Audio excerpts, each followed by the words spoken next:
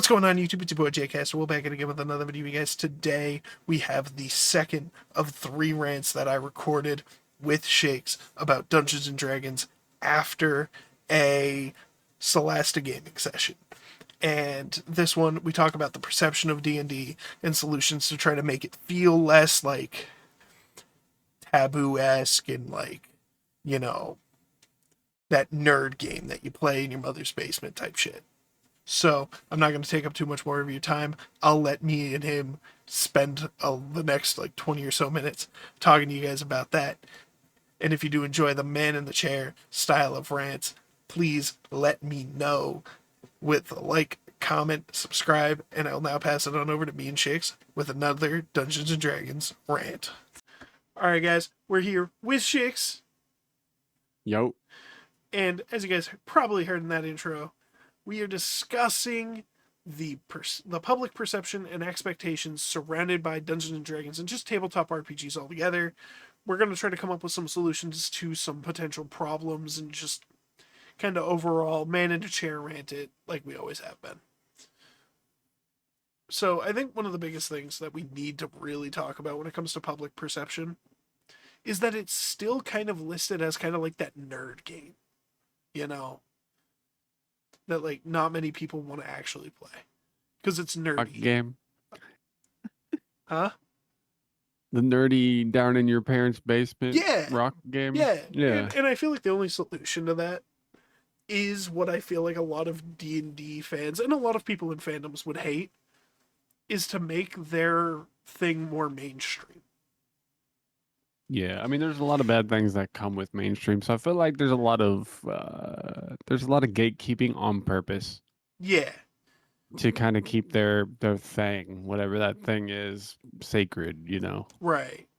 You know, but I respect Wizards for trying to go more mainstream with the new Dungeons and Dragons movie that came out a couple of years ago.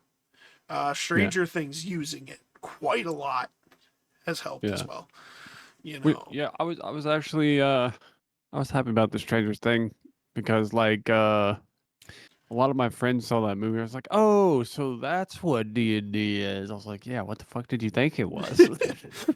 Yeah, it's like everybody just views it as, "Oh, that's that nerd game where you roll dice and do math." I was like, "Yeah, what did you think it meant, man? I like, mean, come on." You are rolling dice and doing math, but that's not all of it.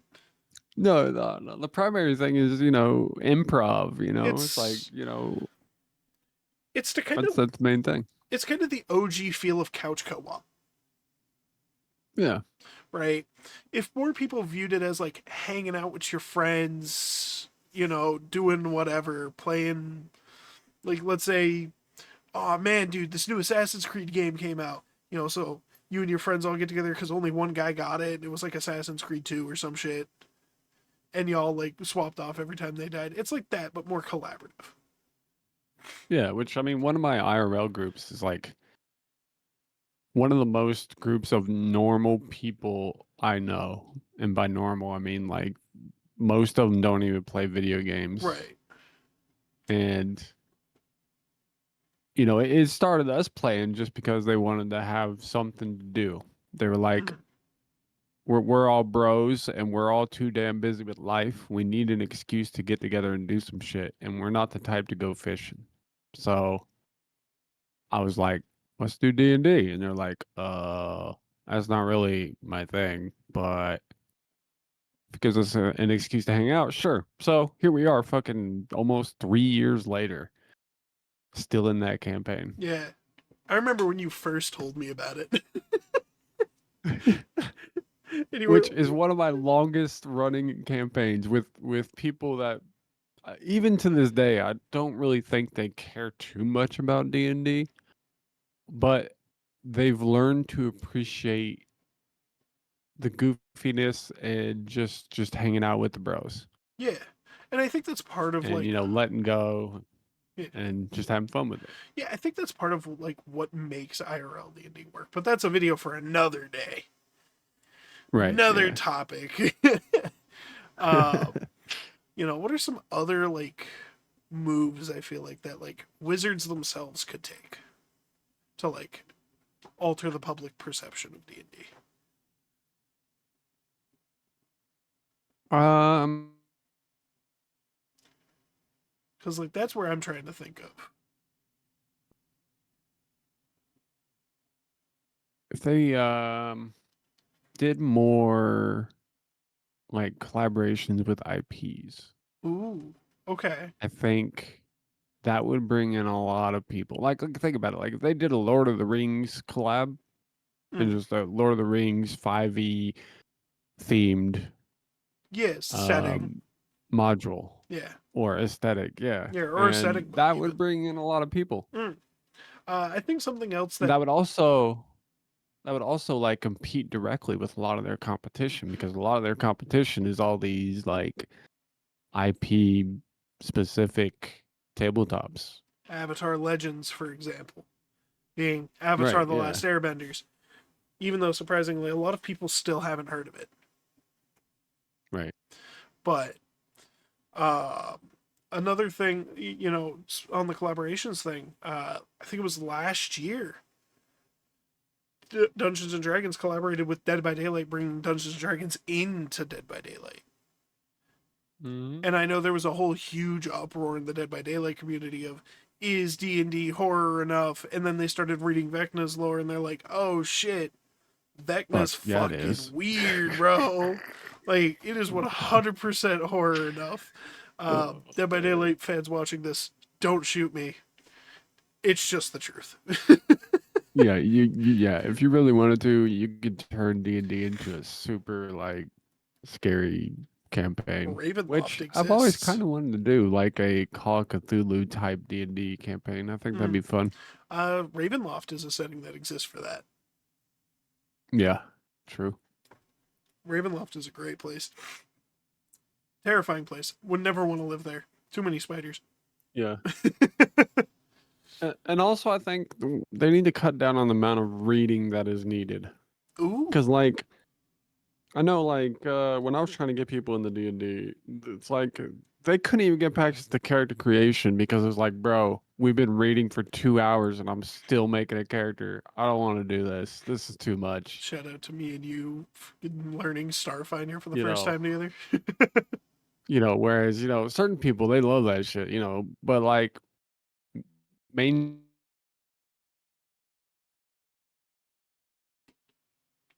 Yeah. and read for 2 hours before they're able to play. Yeah.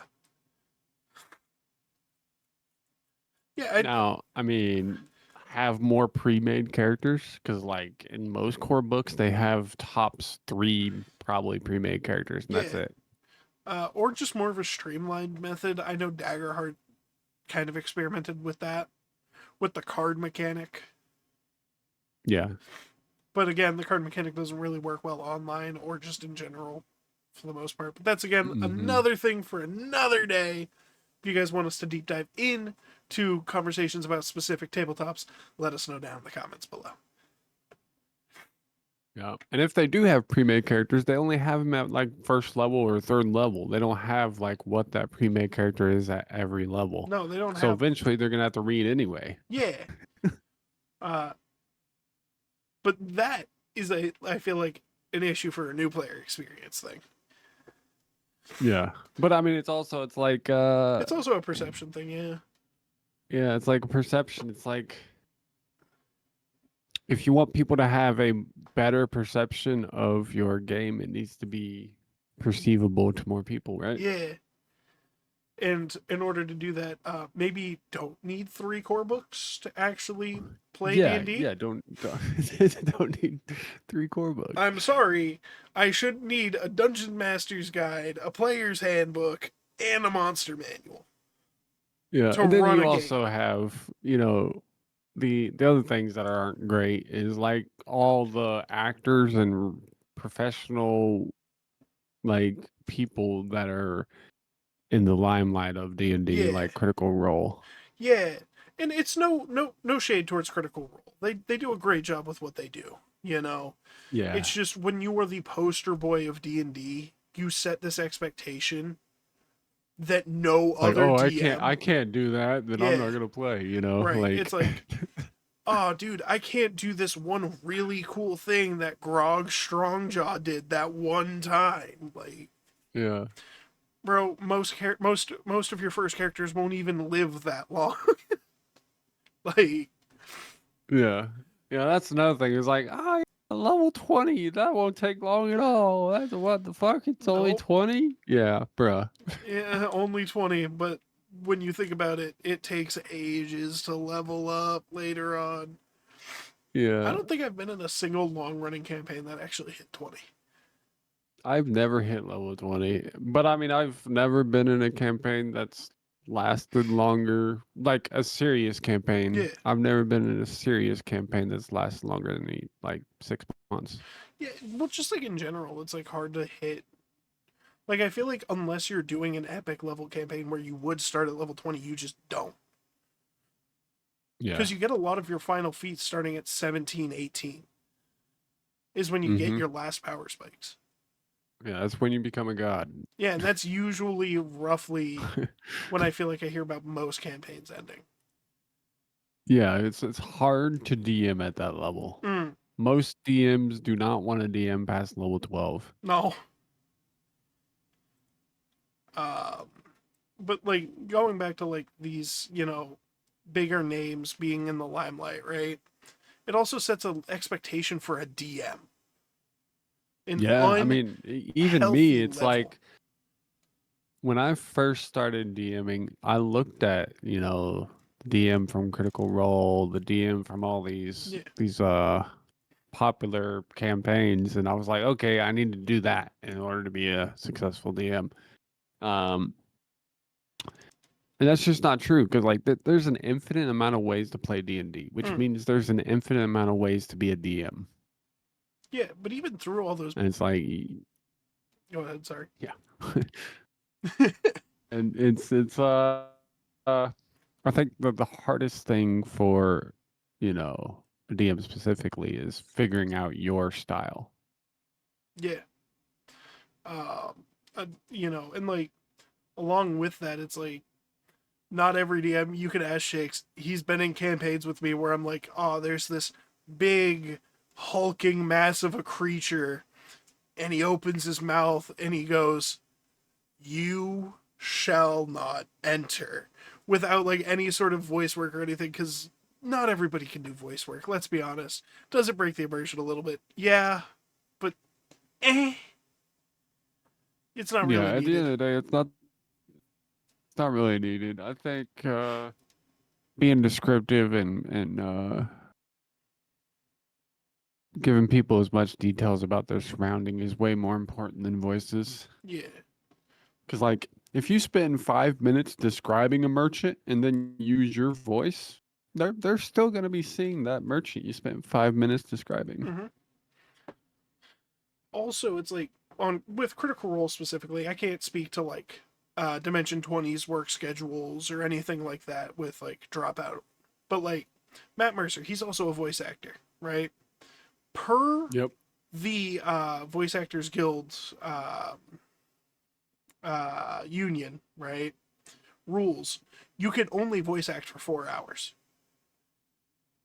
Full stop. Yep.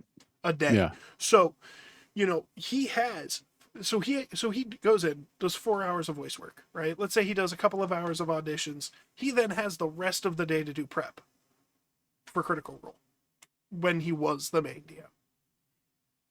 Yeah. So like, also it sets the unreal expectation because they have more time.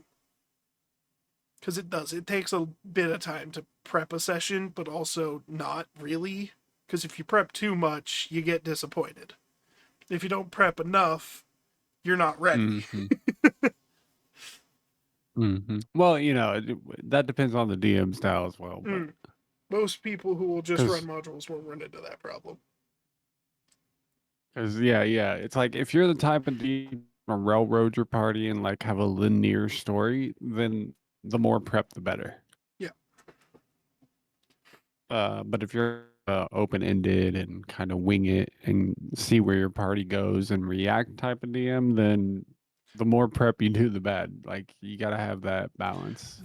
If you are that DM that kind of has the open world, a lot of your prep work should be done in your world building before the game even starts.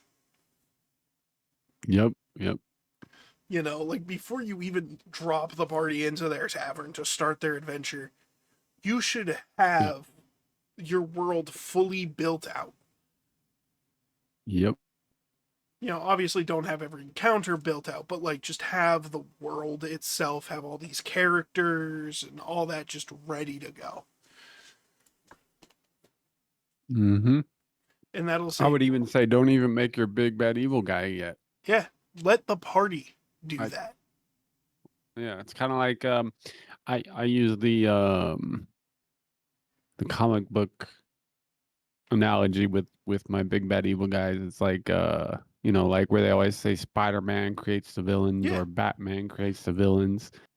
You know, the villains didn't exist until Spider-Man and Batman existed. So right. it's kind of the same idea with my D&D campaigns. Yeah. And I think in order to overall change the expectation there with like all these popular DMs and these popular shows is don't look at them as the rule. Look at them as the exception. Right. Yeah. Because the rule at the end of the day is not going to work for your table. Now, I'm not saying you can't take inspiration from these guys. I mean, there's something I've been wanting to implement into my campaigns that Brendan Lee Mulligan does with his Box of Doom roll. You know, I think those are really cool moments. Mm-hmm. And I want to incorporate more of those types of like things, but like don't, you know, sit there and go, oh man, Brendan Lee Mulligan's such a better DM. No, he's not. You're just not Brendan Lee Mulligan. You're Yeah, you. you got to figure Be out. you. Yeah, figure out your DM style. Yeah, take inspiration. You know, I've taken a lot of inspiration from like people, um, Bob Ross. things that. Well, yeah, Bob Ross. He's my main DM inspiration. Shout out to the happy little hole in the ground. Happy little holes, happy little NPCs. You know, Happy little crater in the ground that everybody falls in. yeah, happy little dragons in the sky. You know. Yeah. No, but seriously, take inspiration, but don't hold yourself to their expectation. Right. Yeah. It's like in a lot of things you can be like, okay, this is a good idea, but let me set it in reality. So it's like music, like high quality music, high quality sound effects Yeah. and timing on the music, and it's like that's something I can take away and learn from because anybody can put together some music and like time it Mm. and all that shit. So I'm real big on music because I know it's something I can do. Yeah, and it's like if you want to learn how to be more descriptive, like I always use these actual plays as resources, not rules, right? Because like if you want to get better at learning how to be more descriptive, go watch the Westgate Irregulars, which is a bunch of fantasy authors playing D&D. Mm-hmm. You know, your Mm-hmm. descriptions will level up just like being like, oh, okay. You know, they, you know, he uses these types of words to describe locations.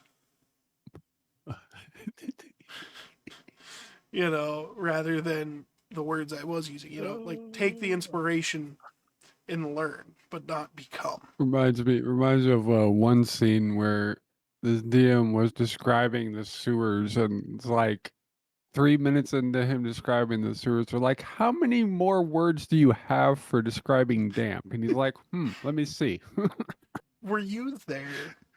The session of a Ninja Studios D&D campaign where somebody rolled the nat 20 perception check because I got them paranoid that something was going on in a room and there was nothing in there. And they nat I 20 the think I perception was. check, and I spent 20 minutes describing them every drip of water on that stone. You I think remember I that, was. right? Yeah. Yeah. That shit was hilarious. But nah, you know, you gotta find that like happy balance between taking the inspiration and not becoming. Right. Yeah. Yeah. People often call it the Matt Mercer effect. I don't think it's fair to call it the Matt Mercer effect. I think it's just human nature, Yeah. you know.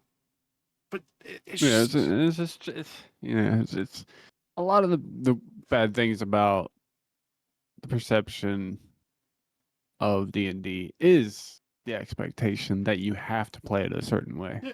And there's no wrong way, right? No. And this is gonna sound really weird because like we've spent so much time criticizing Matt Mercer and all them. Matt Mercer, I think, said it best. D&D is about a collaborative storytelling experience with your players. And if you have a Yep. player who really wants to do something, even if the rules of the game say no, but they seem really adamant, you find a way to bend the rule, not break it. Right. Yeah. 100%. And Yeah. also, a DM is only as good as his players. So, if you're trying to have these epic Matt Mercer moments as a DM and you have non-voice actor players, like you're just gonna make your players feel out of place. Mm-hmm. And that was a really big thing for me with my IRL group of normies. It was like I initially I went into that campaign uh with the idea that I was playing with all my like I was playing with Jay and other people that I've been playing online with for years. And I realized that it made those guys very uncomfortable. Right. But then again, they're not much of the storyteller types. Like me and you are. No, no, no, no. They have much more fun when we spend like an hour and a half making dick jokes. Like our paladin's deity is Ilmater, right? Mm-hmm. And his prayer to Ilmater is Ilmater's balls. So he starts all his prayers with, "Oh, Ilmater and your mighty balls, please bless us." Oh, that's great. I love that. That's really It is funny. bad. Uh, so whenever he like he appointed a new follower and he blessed the new follower with Ilmater's mighty balls. That's great. And yeah, one of the times he went unconscious and instead of having the party wake him up because I knew they weren't going to think about doing that, uh I had him have a vision of a ball sack with wings flying towards him. What the fuck? It's so random, but So, so fitting. so, and if you know anything about Ilmater, it's like his symbol is like bound hands with a red thread. Yeah. So I had like that red thread wrapped around the ball sack. I So that's present to that's you that's my what mighty balls. that's that's what a D&D session with a bunch of normie bros is like compared to like with you and some other people. You know that would be funny, but it'd be like a funny moment, not throughout the entire session Yeah, type no, it would or be campaign. we have a quick funny laugh and we move on. It was a good bit. Right. Yeah. Yeah. And then we go back to serious. No, for them, that's been a running joke for fucking 2 years. Versus us, it would have been Uh, a 5-second blip. yeah. Except when it comes to Zara and never rolling. We're gonna use our never rolling right every time.